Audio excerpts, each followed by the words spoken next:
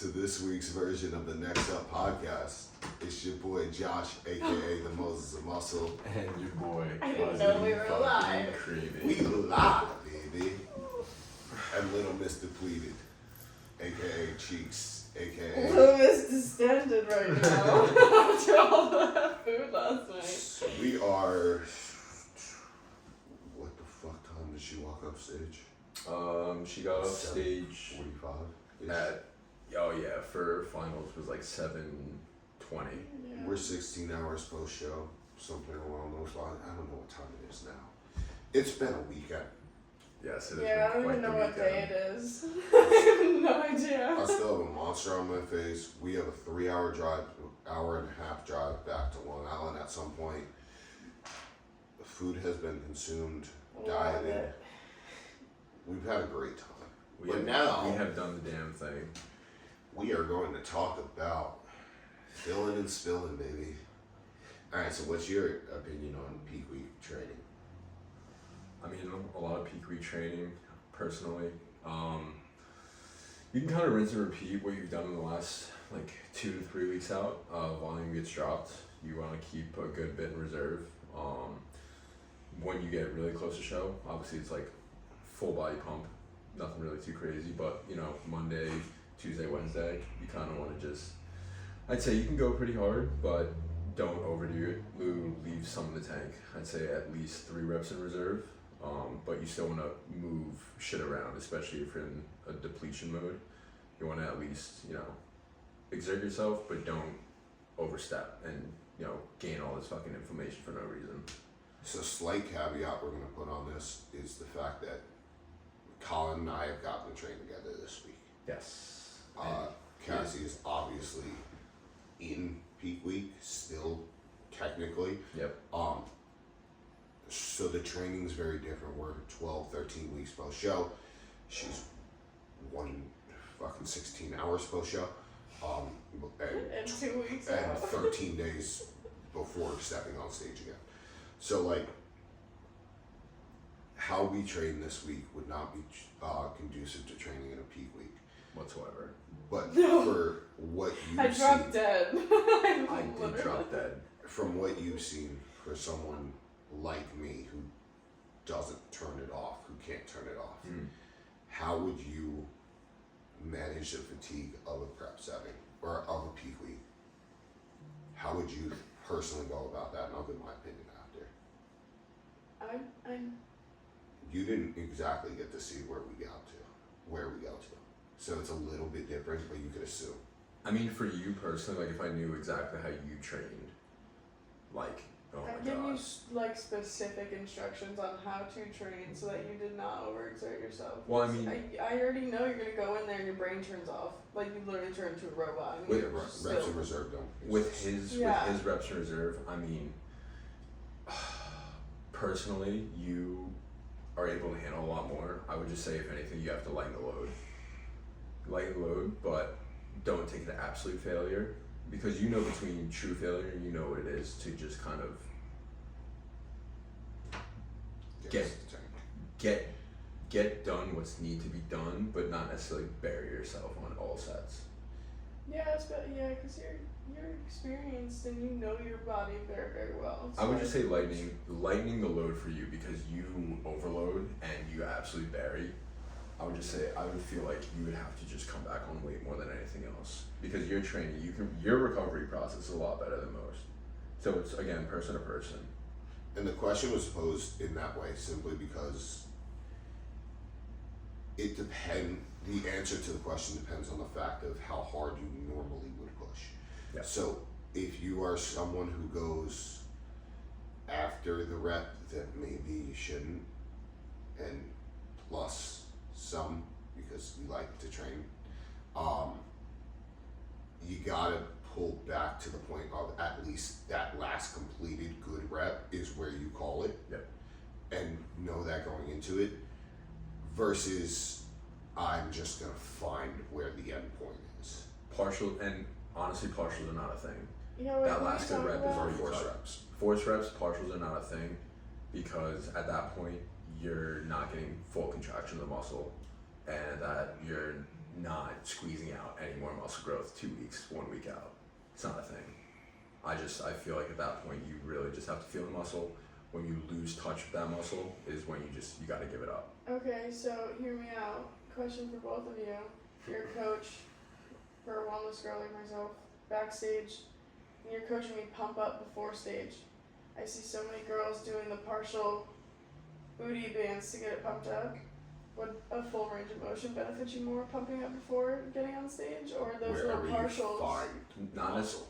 not necessarily there, because at that point you should be so full of glycogen and water and everything that Should be. contracting a muscle should not be anything of a struggle, because at that point everyone has a point where you don't need like full range of motion. Like for us, like full range of motion curls, it's like, again, you're contracting super hard, laying down super easy, but again for you, again, partials at that point, you feel where it honestly feels the best, and you just fucking chase it. And that's another thing for pumping up backstage. I really hope that one day we go viral and this turns around and like people see this shit, because this is going to be me having to fight back on this for the next fucking however many years we do this.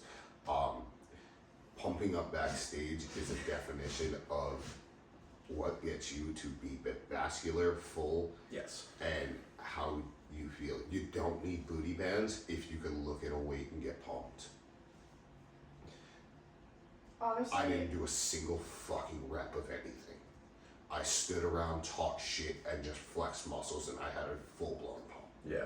Because I think if you're full, if you know like you're bursting full of dry as shit, it's to the point where you can just squeeze the shit out of your muscle, and you're gonna get super vascular. If it's a little bit warm backstage, you're gonna just have a pump walking around, because you'll see people flat as shit, no veins, and they're fucking throwing back Lay's potato chips, rice cakes for whatever fucking reason, honey, God knows what, and then all of a sudden it's kind of these Hail Marys that are getting tossed up. It's like you're not changing what you've just done in 10 minutes to hopefully completely look like a different person on stage. It's just not gonna happen.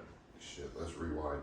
Do you believe in higher volume training on peak week in the context of the person who doesn't go super hard, doesn't know how to take a set to failure, but allowing for glycogen to be depleted more so by just doing more? Yes. I think in that's hard for me, because I feel like when I have food in me in my off season, I know how to train, but then once I was depleted as I had to go for reps. Like, even though, like, throwing weight on, I wasn't getting any more than 5-6, and that wasn't benefiting me at all. So the thing about it is, no I matter can what, handle weight. if you can push the limits with weight, but also staying within the hypertrophy window, and the thing is, people don't understand, like, the hypertrophy window is fucking huge. It's like 5 to 32 reps. So it's like, don't get me wrong, you know, are you gonna get the same out of, let's say, like, I don't know, 50s, curling 50s for a set of 9 compared to curling the 25s for a set of 27? stimulus to fatigue ratio. I mean, the more that's, you do is not always better, but when you get to the pivotal reps, which are the reps that count, it's a lot easier to get half reps and pivotal reps at a bigger rep range, 15 to 25, 30, than it is to get it at a 6. yes. Well, because that's the thing, the load gets too heavy. Yeah, the point that's that what I we- was running into, because I couldn't, probably 6 weeks out, Yeah. like, the load was just too heavy. Even though I was only dropping it a little bit, I couldn't get, like, to the point of hypertrophy. I was like, okay, this isn't getting me anywhere. So I, mean, a had lot- to drop it a little bit and, like, just go past my normal So, rep range. speaking of, from 6 weeks in, how hard was it to get a pump for you?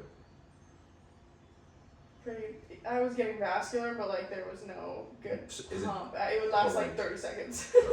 that's all I was about to ask, because that's the biggest thing in the glycogen depleted state is that, and especially when you have bodybuilders and you have gym goers, and you're like, wow, I'm flat. And it's like, people who bodybuild and they know what they're looking at, you're in a gym, and it's like, I could look sick as shit, vascular everywhere, but you're flat as a board. People are like, no, you're not flat. It's like, you don't have a fucking clue what You you're don't have talking an about. idea. Yeah, you're like, I am. It's like, you don't look flat at all. It's like, you just had a cheeseburger before this lift. Go fuck yourself.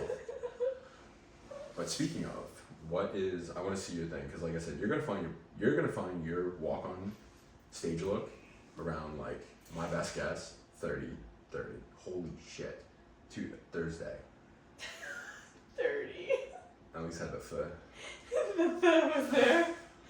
Flatness is a It's cool. representation of how much glycogen is in the muscle, and depending on how your physique looks, you can look flat to yourself, not to other people, or you could just not look flat, period. Oh, Wednesday. Someone like a Wednesday? Sam Dowda, someone You're like like- a Keon Pearson like doesn't Wednesday. exactly look flat to the outside eye, but that's compared to what they look like full. Those guys have very bubbly muscle, whereas somebody who is grainy hard can look flat and it looks like there is a film or the muscle is not pushed up against the skin, and that's what the definition of flat versus full is how tight the skin looks wrapped around the muscle. Yep. Should look like saran wrap. Like it's see-through. For anybody who doesn't know what flat means. I was pretty fucking flat for. You're still flat. Well, the problem is that you were pulled down so hard and so far that resuscitating that within a week's time is not going to happen. Let's give a congratulations to Cassie for getting gutted. True novice competitor getting absolutely dick skin peeled is something you don't really see nowadays, and this girl was absolutely peeled in and out. And like I told her this last night. I gave her so much credit because to get as lean as she did and put herself through all the hell that she did for her first ever bodybuilding competition. Goddamn, that in itself is a testament to hard work and work ethic, because fuck, I looked like a bag of shit on stage for my first show. I was 6 weeks out on stage. Crushed it. Sincerely, Oh, very fucking proud. can we talk about like show day and like I how think that goes. just We have more of that goes. Yeah. It's in the what was your experience for your first show? Like for me personally, they saw me after pre-judging. I was just, the day went by so fast and I had no time to process any of the emotions that I was experiencing all day long until I got off stage, and then every emotion hit me at once and I was just in shell shock, like utter shell shock.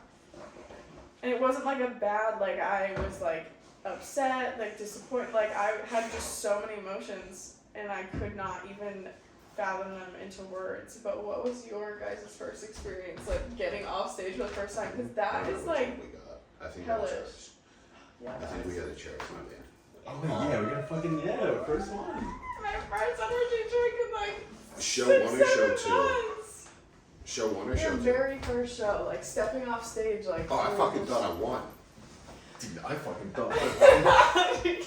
I was convinced I won. I had no idea where I was on stage like at that point. Like I was just on stage and I was like hitting my mandatories, and that was all I could think about. And then I got off sage. I couldn't tell you if I was Gang, gang, way gang, over here squad. or way over there. I wouldn't know that. Oh, this is my mom. Mom, this is our Those podcast that we're in.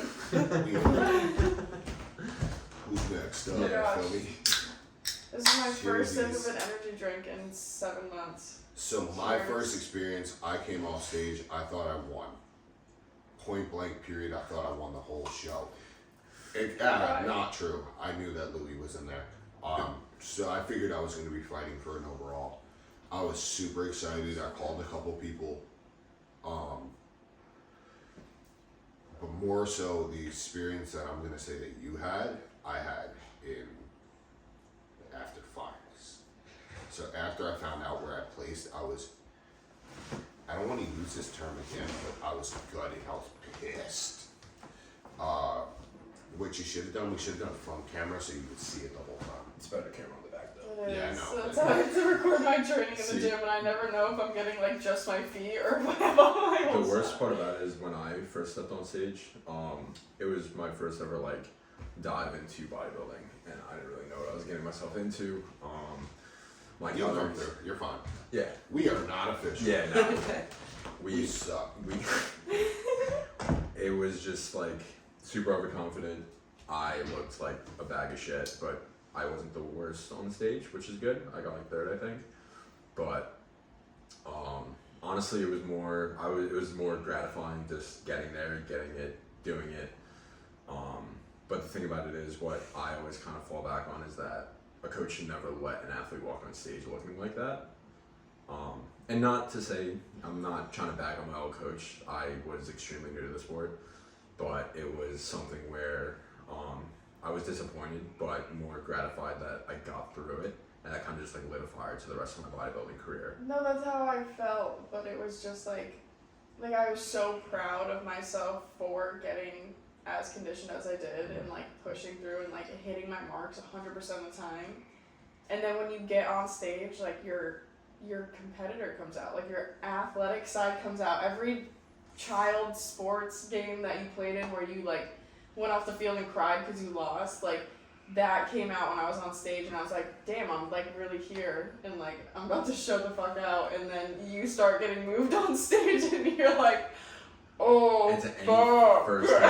Like, this shit hurts so deep. If any first-time so competitors, if you are watching this, the worst thing you can do is start comparing yourself to people backstage, because I'm sorry, you will never see yourself to look as good as you do.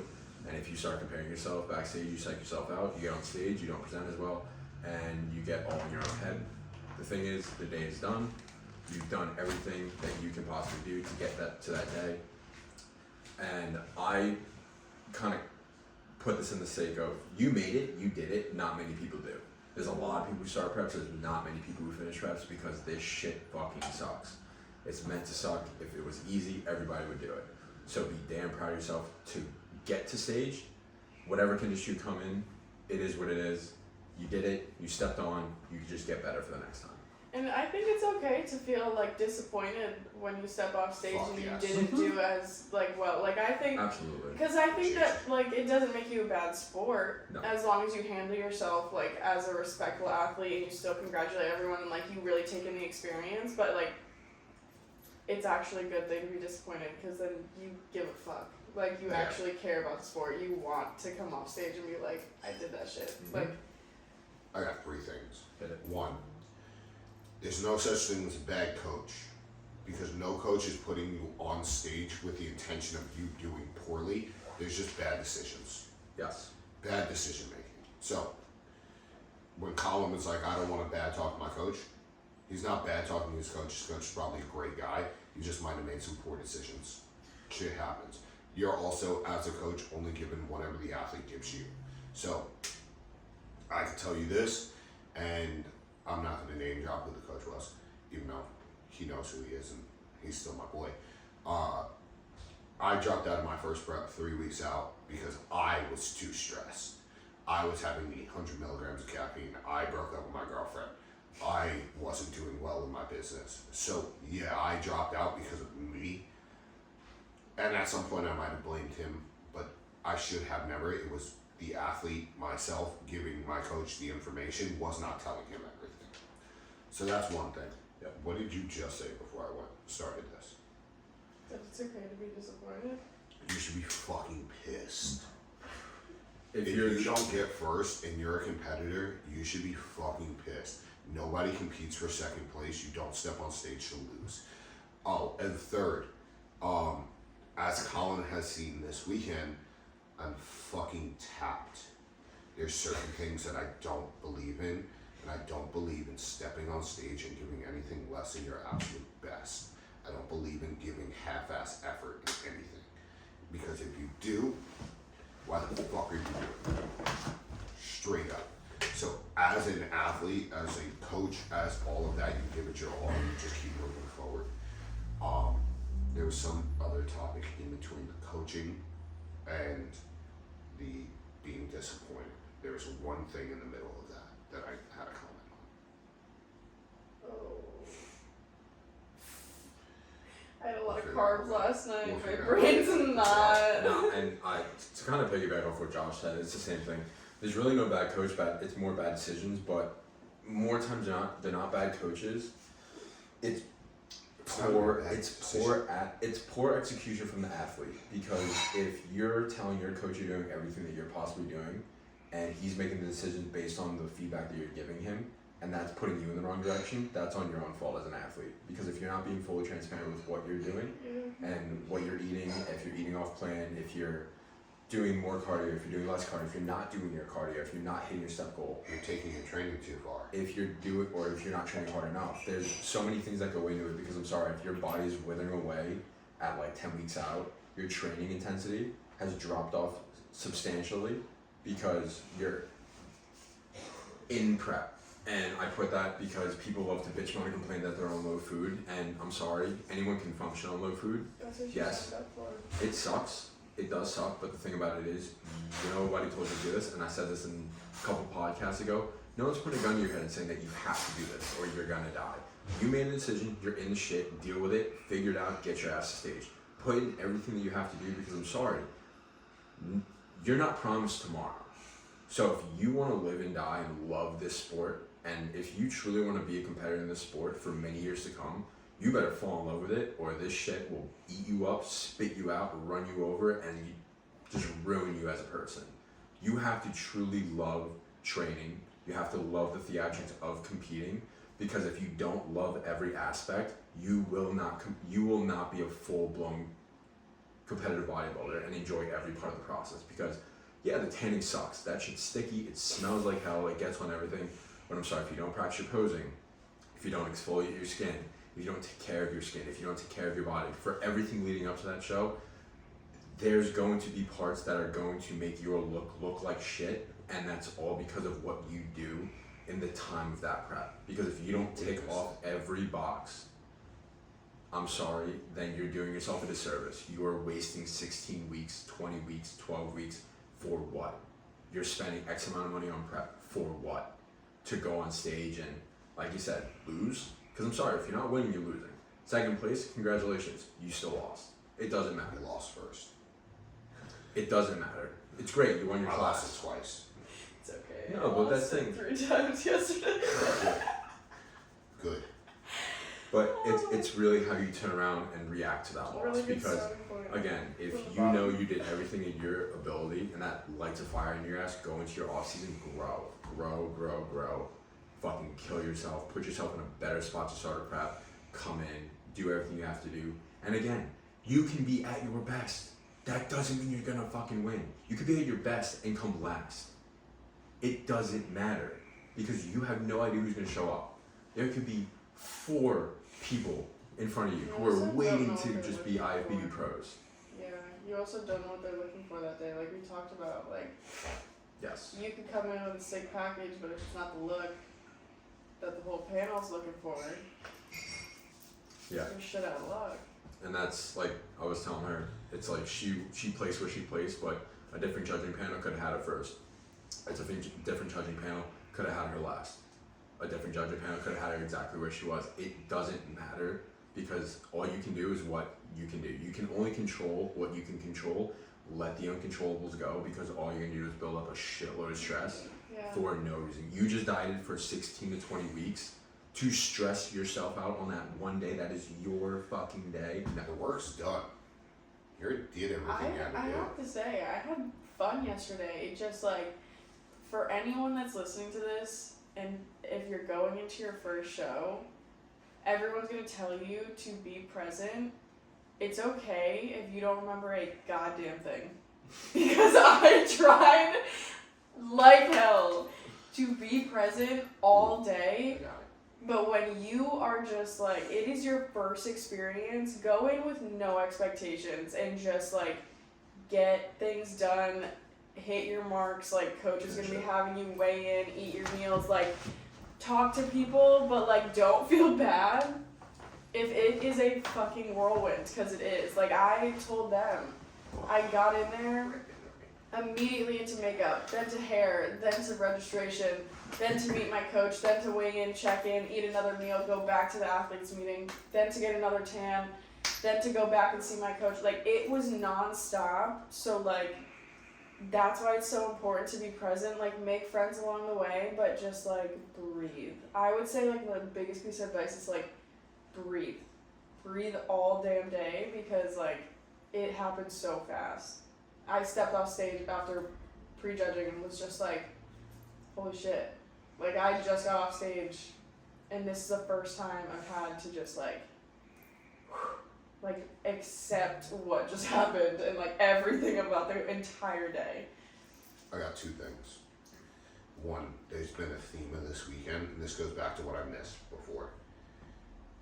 What did we see on shirts from pretty much the time that you got to all the way up and through here? Yep. Nobody cares work harder. The hard days are what makes the prep.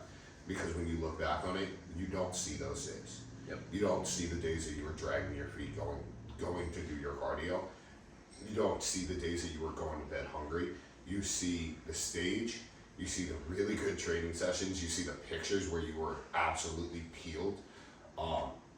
You don't see the hard days. So embrace the hard days because you know they make the memories better.